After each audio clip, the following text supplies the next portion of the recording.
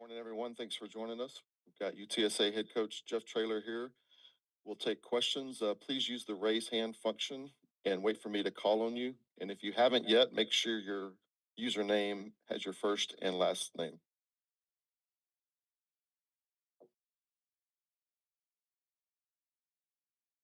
All right, Greg, go ahead and get us started. Jeff, we are now here in game week. How are you feeling overall about the state of this group and your guys' readiness to take the field here in week one? Well, I'm proud of how they worked and how they prepared, and so I'm excited to see what that looks like Saturday. What are the biggest things that jump out about Texas A&M in the scouting that you've done so far? I think Mike, his roots are cut from defense, and it looks like a team you would expect to be coached by Mike Elko. They're very good up front defensively. They did a really good job in the transfer portal. They lost some really good defensive linemen, but they went and got some more, and they developed some as well. So they're very physical and sound. They keep the middle of the field closed quite a bit, and they're really good on defense. Offensively, they do a really good job with their quarterback, who I think's a really good football player. Did a really good job in the portal again. Went and got two really good wide receivers to add. With Bussy, who we think the world of out there, and running back a staple full. They do a good job with their scheme. They know what they want to do, and they stick to their plan. And obviously, they got very good special teams as well. They're a really good football team, and playing in probably the coolest environment in the entire country. So it'll be a great opportunity for us to go and see where we are right now.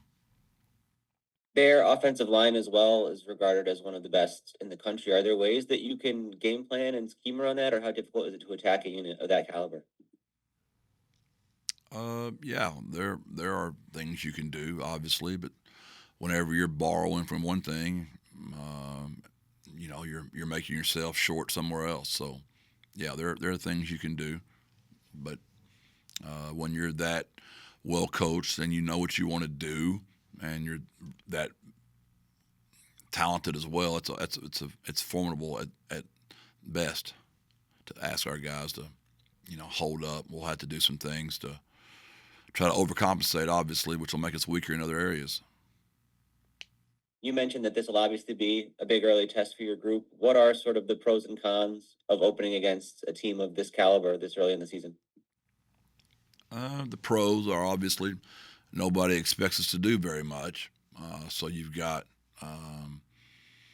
that, and then the negatives are just probably size difference, physicality, speed, coming out of the game healthy. Those kind of things are things you worry about. But yeah, it's a really cool venue to play in. So I'm excited our kids get to do that on the road. Obviously, we think our league is very good.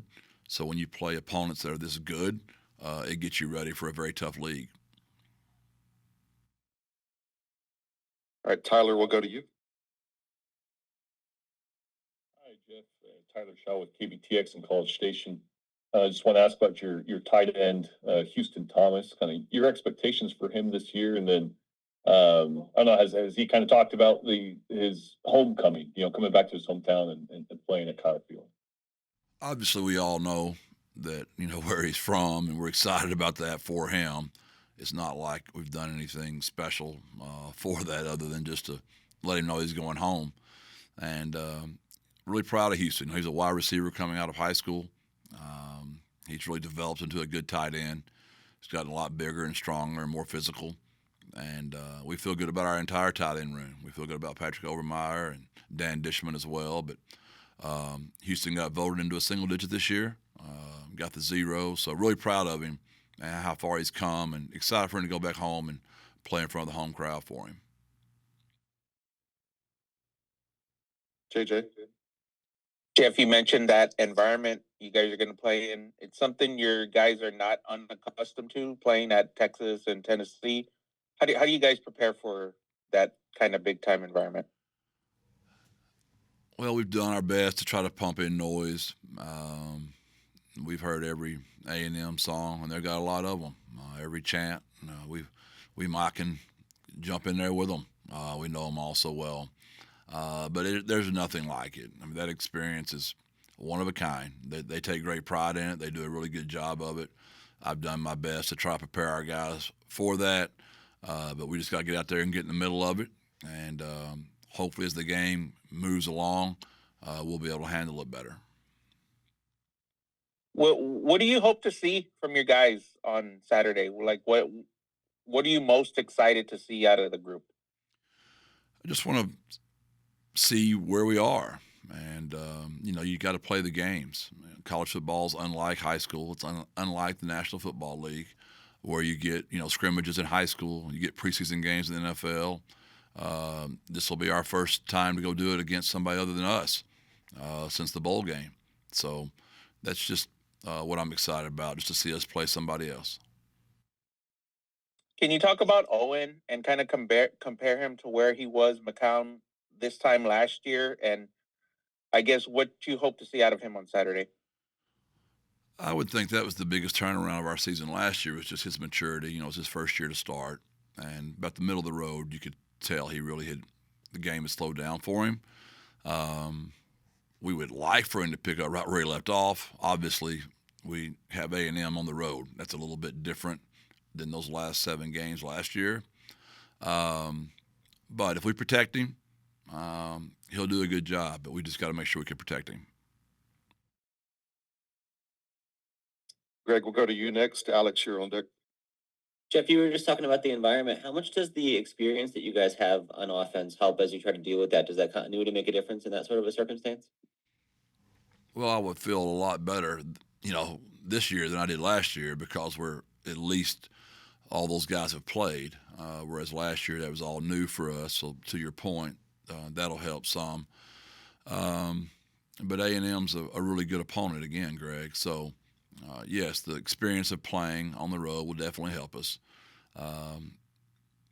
Defensively, we don't have that. We lost all 11 of those guys, so that'll be new for all those guys. But offensively, we have all played together quite a bit, so that should help. I was going to ask next about that process on defense. We talked about it since the end of last season. Now that we're into game week, how are you feeling about the way that group has kind of gelled and ready to go for the start of the year? I just don't know yet. They're good kids. They show up. They work their tails off every day. They're good people. And they've been a blast to coach. I've enjoyed coaching them. And I'm excited for them. We'll see what that looks like Saturday. But so far, they've been just wonderful to be around. Alex. Hey, Jeff, appreciate the time. You're talking pretty highly about Kyle Field. I'm just curious what your experiences having gone to a game there have been over the years, and how many you've been to, maybe. Oh, that's fun. I'm from East Texas. I'm from Gilmer. So when I was at Jacksonville, Randy McCown, which is Owen's uncle, led y'all to the Big 12 championship, and Richard Whitaker, that was my tailback, and some.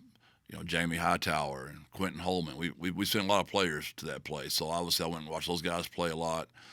My brother was a GA there. He worked for RC, so I'd go up there and watch those guys a lot. All 3 of my kids graduated from A&M. So Jordan actually played at A&M.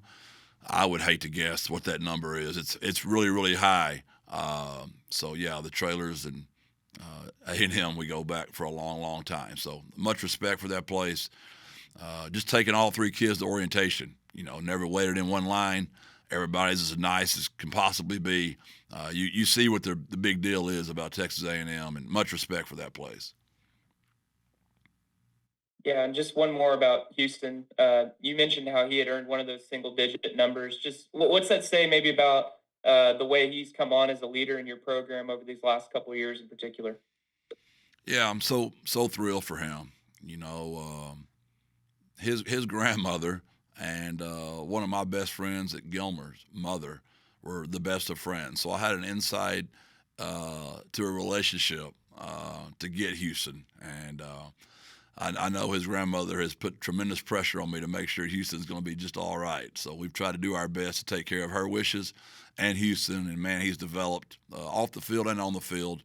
And excited for him and the success he's had for us. Steve. Coach, after a season that had over 1,000 penalty yards and then playing in an environment like this at Kyle Field, what are some of the things that you've kind of instilled in the team to limit pre-snap penalties and just unnecessary flags here in this environment? Yeah, that really hurt us last year. To be very honest with you, we were extremely undisciplined last year. We've started on that since the beginning, and we've worked our tails off at that.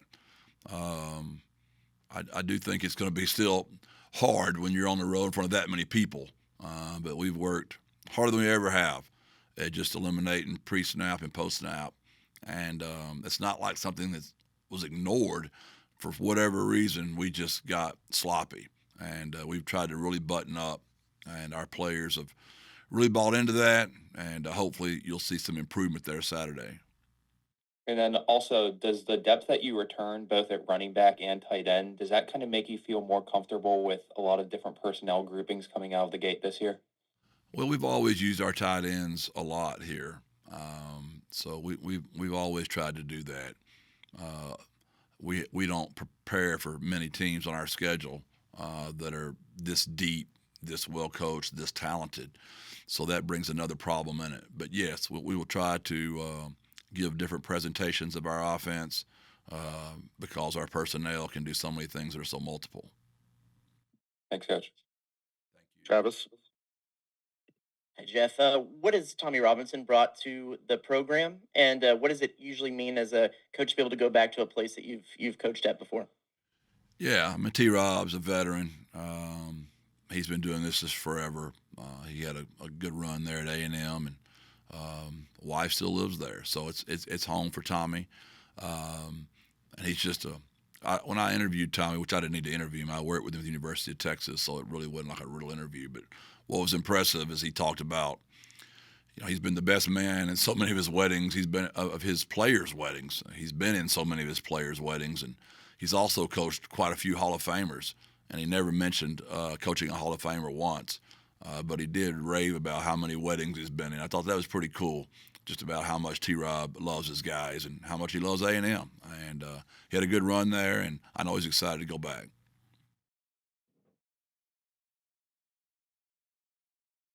Greg?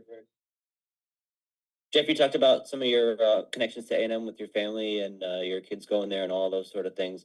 Obviously, when that head coaching job there was open a couple years ago, your name was rumored and mentioned in that. Do you reflect on that process and that time at all when you see that name pop up on the schedule this week?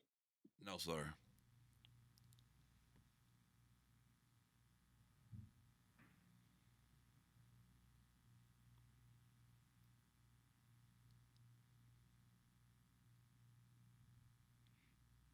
Any other questions for Coach Traylor this morning? All right, thanks, everyone. Thank y'all. God bless. Birds up.